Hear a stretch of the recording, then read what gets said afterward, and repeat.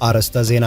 በኦሮሚያ ክልል ምዕራብ ሸዋ ዞን ኢልፈታ ወረዳ የመንግስት የሥራ ኃላፊዎች መገደላቸውን ዋዜማ ሰምታለች። የአሜሪካ ኤምባሲ በኢትዮጵያ የሚገኙ ዜጎቹ ከአዲስ አበባ ውጪ ባሉ አካባቢዎች እንዳይጓዙ አሳሰበ። ጤና ይስጥልኝ። የዕለተ አርብ ነሐሴ 22 2018 ዓ.ም የዋዜማ አበይት ዜናዎችን ይዘን ቀርበናል። አብራችሁን ቆዩ።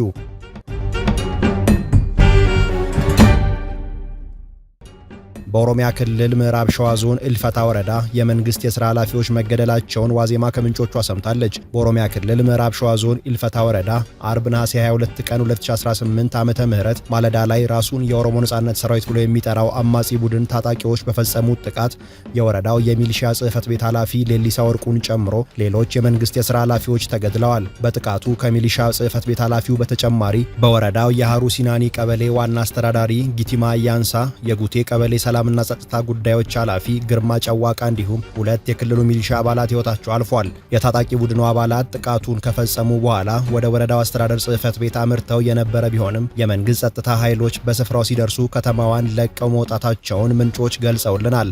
ባሳለፍነው ሳምንት እሁድ ነሐሴ 17 ቀን 2018 ዓ.ም ይኸው ታጣቂ ኃይል በክልሉ ሰሜን ሸዋ ዞን ደገም ወረዳ በፈጸመው ጥቃት የወረዳውን ዋና አስተዳዳሪ ተፈራ ደሴን ጨምሮ በርካታ የመንግስት ጸጥታ ኃይሎች ሕይወት ማለፉን መዘገባችን ይታወሳል። በኦሮሚያ ክልል የተለያዩ አካባቢዎች የመንግስት የሥራ ኃላፊዎችን ኢላማ ያደረጉ ተደጋጋሚ ጥቃቶች ሲፈጸሙ የቆዩ ሲሆን በጥቃቱም ከዞን እስከ ቀበሌ መዋቅር ባሉ የመንግስት አደረጃጀቶች በኃላፊነት የሚያገለግሉ በርካታ የሥራ ኃላፊዎች ለህልፈት ተዳርገዋል።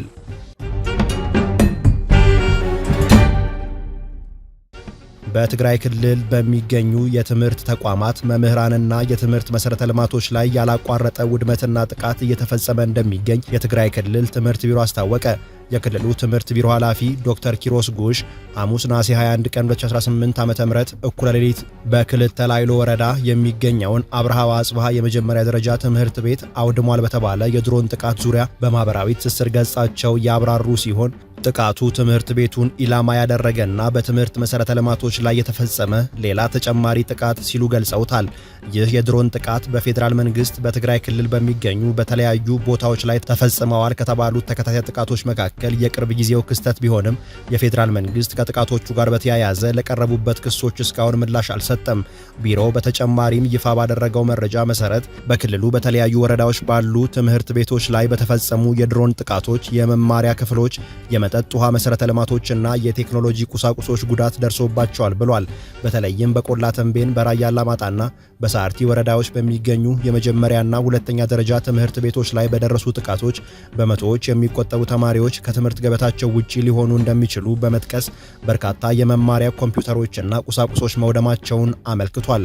ከዚህ በተጨማሪ በመቀሌ ከተማ ሐውልቲ ክፍለ ከተማ በሚገኙ የመምህራን መኖሪያ ቤቶች ላይ በተፈጸመ ጥቃት 14 መምህራንና ቤተሰቦቻቸው ላይ ከባድና ቀላል የአካል ጉዳት መድረሱን እንዲሁም ንብረታቸው መውደሙን ገልጾ መምህራንና የትምህርት አመራሮች ከጥቅምት 2018 ዓ.ም ጀምሮ ወርሃዊ ደሞዝ እንዳላገኙም አክሏል። የክልሉ ትምህርት ቢሮ በጥቃቶቹ ምክንያት በክልሉ ያለውን የትምህርት ስርዓት መልሶ ለመገንባት የትምህርት ቤቶችን ጥገና ለማካሄድ መምህራንንና የትምህርት አመራሮችን ለመደገፍ የማቋቋሚያ የሥርዓተ ትምህርት ቀረጻዎችን ለማከናወን የትምህርት ቴክኖሎጂዎችን ለማሟላትና የተማሪዎች ምገባ ፕሮግራሞችን ለመደገፍ ዓለም አቀፍ ተቋማት ድጋፍ እንዲያደርጉ ጥሪ አቅርቧል።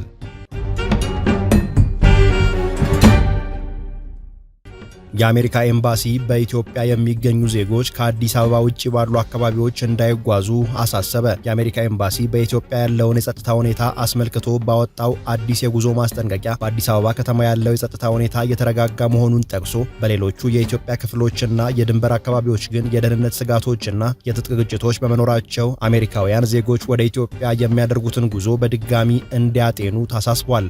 ኤምባሲው ይፋ ባደረገው የጉዞ ማሳሰቢያ በአማራ ክልል የሚስተዋሉ የትጥቅ ግጭቶች፣ ያልተረጋጋ የጸጥታ ሁኔታ፣ የእገታ ወንጀሎች በመበራከታቸው አሜሪካውያን በምንም አይነት ምክንያት ወደ ክልሉ እንዳይጓዙ አስጠንቅቋል። በትግራይ ክልልም የትጥቅ ግጭቶችና የጦርነት ስጋት በመኖሩ ጉዞ እንዳይደረግ ያሳሰበው ኤምባሲው ከኤርትራ ጋር በሚያዋስኑት የድንበር አካባቢዎች ያለው የጸጥታ ሁኔታ በማንኛውም ጊዜ ሊቀየር የሚችል በመሆኑ ወደ አካባቢዎቹ የሚደረጉ ጉዞዎች ካሉ በድጋሚ ማጤን እንደሚያስፈልግ አስጠንቅቋል። በኦሮሚያ ክልል ከቢሾፍቱ ከተማና ከባሌ ተራሮች ብሔራዊ ፓርክ ውጪ ባሉ አብዛኞቹ ዞኖች ማለትም በሆሮ ጉድሩ ወለጋ፣ ምስራቅና ምዕራብ ወለጋ፣ ቄለም ወለጋ፣ ኢሉባቦር ያልተቋረጠ ግጭት በሚስተዋልባቸው የምዕራብ ሰሜንና ደቡብ ምዕራብ ሸዋ አካባቢዎች፣ አርሲ፣ ቦረና፣ ጉጂና ሐረርጌ ዞኖች የታጠቁ ግጭቶችና የእገታ ስጋቶች በመኖራቸው ጉዞ እንዳይደረግ አሳስቧል። በጋምቤላና ቤንሻንጉል ጉሙዝ ክልሎች በብሔር ተኮር ግጭቶች፣ የወንጀል ድርጊቶችና ለካሳ ገንዘብ ክፍያ በሚል የሚፈጸሙ እገታዎች ከፍተኛ በመሆናቸው እንዲሁም በማዕከላዊ ኢትዮጵያ ክልል በጉራጌ ዞን፣ በደቡብ ኢትዮጵያ ክልል በአማሮ፣ ደራሼ፣ ኮንሶ፣ ቡርጂና የዴኦ ዞኖች እንዲሁም በደቡብ ምዕራብ ኢትዮጵያ ክልል በማጂ ዞን በሚስተዋሉ የብሔር ግጭቶች ምክንያት ሙሉ በሙሉ ጉዞ መደረግ የለበትም ብሏል። በሶማሌ ክልል በሊበን፣ አፍዴራ፣ ሸበሌና ቆራሄ ዞኖች እንዲሁም ከሶማሊያ ድንበር በ50 ኪሎ ሜትር ርቀት ላይ የአሸባሪ ቡድኖች እንቅስቃሴ፣ መሬት ውስጥ ተቀብረው ያልመከኑ ፈንጂዎች፣ የእገታ ስጋቶች በመኖራቸው ጉዞ መደረግ እንደሌለበትም ኤምባሲው አሳስቧል። በተጨማሪም ከሱዳን፣ ደቡብ ሱዳንና ኬንያ ጋር በሚዋሰኑ የድንበር አካባቢዎች ተመሳሳይ አደጋዎች እንዳሉ ተጠቅሷል። ከዋና ከተማዋ አዲስ አበባ ውጪ በሚፈጠሩ የጸጥታ ችግሮች ወቅት የኢንተርኔትና የስልክ አገልግሎቶች መቋረጥ የተለመደ በመሆኑ ለዜጎች የሚሰጠው የቆንስላ ድጋፍ ሊገደብ እንደሚችልም አስታውቋል። ከዚህ በተጨማሪም በኢትዮጵያ ሕግ መሰረት ጥምር ዜግነት ተቀባይነት የሌለው በመሆኑ የአሜሪካና የኢትዮጵያ ዜግነት ያላቸው ግለሰቦች በኢትዮጵያ ፓስፖርት ገብተው ኤምባሲው ሳያውቅ ከተያዙ ለከፍተኛ የገንዘብ መቀጮና ከአገር እንዳይወጡ ለሚጣሉ እግዶች ሊዳረጉ እንደሚችሉ በመጠቆም ዜጎቹ ጥንቃቄ እንዲያደርጉ አሳስቧል።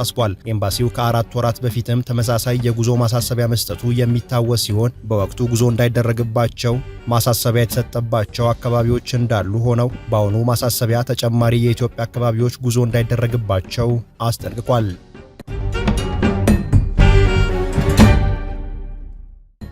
የኢትዮጵያ መገናኛ ብዙሃን ባለስልጣን ፈቃድ አግዶባቸው የቆየውን የሮይተርስ የዜና ወኪሎች የዘገባ ፈቃድ ማደሱን አስታወቀ። የኢትዮጵያ መገናኛ ብዙሃን ባለስልጣን 3 የሮይተርስ የዜና ወኪሎች የዘገባ ፈቃድ ላለፉት 6 ወራት አግዶ የቆየ ሲሆን ከዓለም አቀፉ የዜና ተቋም ከፍተኛ የሥራ ኃላፊዎች ጋር ከተወያየ በኋላ ግን የ3 ቋሚ የዜና ወኪሎቹን የዘገባ ፈቃድ ማደሱን አስታውቋል። የባለስልጣኑ ዋና ዳይሬክተር ሃይማኖት ዘለቀ ከሮይተርስ ኤክስኪዩቲቭ ኤዲተር ኒክ ታተር እና የአፍሪካ ኤዲተር ሲልቪያ አሎይሲ ጋር ባካሄዱት ውይይት የዜና ተቋሙ ባለፉት 7 ወራት ያሰራጫቸው አንዳንዶቹ ዘገባዎች የአገሪቱን ሕግ፣ የመገናኛ ብዙሃን አዋጅን፣ ብሔራዊ ጥቅምንና የጋዜጠኝነት ሙያዊ ስነ ምግባርን የሚጻረሩ እንደነበሩ መጥቀሳቸውን ባለስልጣን መስሪያ ቤቱ በማህበራዊ ትስስር ገጹ አስታውቋል። የኢትዮጵያ መገናኛ ብዙሃን ባለስልጣን የዋዜማ ሬዲዮና የአዲስ ስታንዳርድ ሚዲያን የሥራ ፈቃድ በጥርና የካቲት ወራት በተከታታይ ያገደ ሲሆን የመገናኛ ብዙሃን ተቋማቱ የሚዲያ ስነ ምግባርና የሀገርን ብሔራዊ ጥቅም የሚጎዱ ዘገባዎችን አውጥተዋል በማለት ለውሳኔው ምክንያት ናቸው ያላቸውን ጉዳዮች መግለጹ ይታወሳል። ከአንድ ወር በፊትም ለአሃዱ ሬዲዮና አርትስ ቴሌቪዥን ጣቢያዎች የመጨረሻ ያለውን ማስጠንቀቂያ መስጠቱ አይዘነጋም።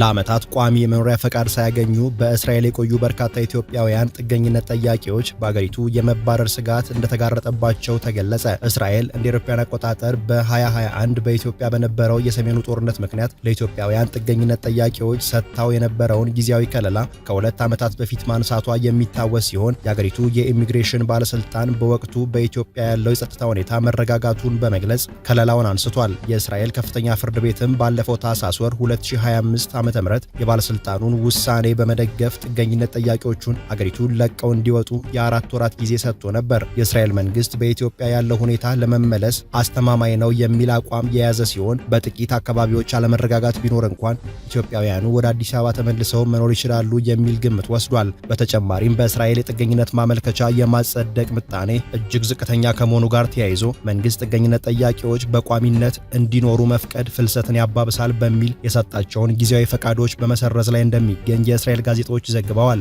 በአገሪቱ በሚካሄዱ ምርጫዎች ወቅት ስደተኞችን ወደ አገራቸው መመለስ እንደ ፖለቲካዊ የምርጫ ቅስቀሳ ጥቅም ላይ ከመዋሉ ባሻገር የእስራኤል ዜግነት ያላቸውን ስደተኞች በቋሚነት በአገሪቱ እንዲኖሩ መፍቀድ የህዝብ ስብጥርን ያዛባል የሚል ስጋት መኖሩም ተጠቅሷል። ከውሳኔው በኋላ የኢሚግሬሽን ባለስልጣኑ ለዓመታት ሳይታዩ የታገዱ ማመልከቻዎችን በማውጣት ውድቅ ማድረግ የጀመረ ሲሆን ውሳኔው ከተላለፈባቸው መካከል እስከ 18 ዓመታት በእስራኤል የኖሩ ቤተሰብ አፍርተው እየኖሩ የሚገኙ በርካታ አባወራዎችና እማወራዎች ይገኙበታል ተብሏል።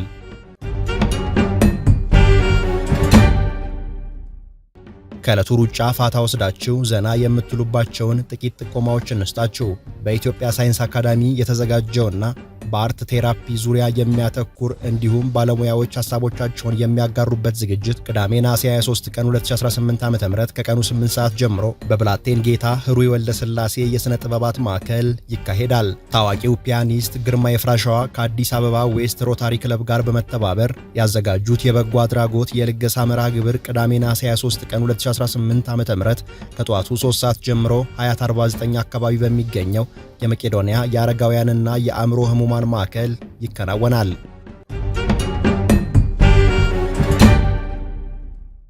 ለዕለቱ የያዝናቸው የዋዜማ ዜናዎችና መረጃዎች እነዚህ ነበሩ። ጤና ይስጥልኝ።